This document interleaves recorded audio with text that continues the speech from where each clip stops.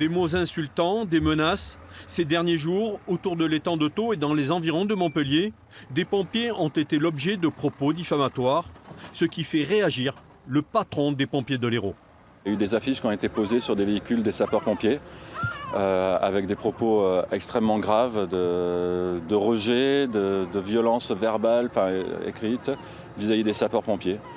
C'est non seulement inqualifiable, inadmissible, et puis c'est pour ça qu'on non seulement nous condamnons, mais en plus nous avons décidé de déposer plainte. Même colère du côté des hommes du rang et chez les syndicats de sapeurs-pompiers.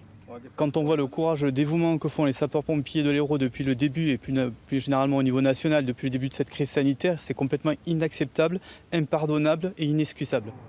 Kléber Mesquida, président du conseil départemental et du SDIS, rappelle que les pompiers sont en première ligne, qu'ils soient professionnels ou volontaires. Les deux qui ont été ciblés par des papiers sont des sapeurs-pompiers volontaires.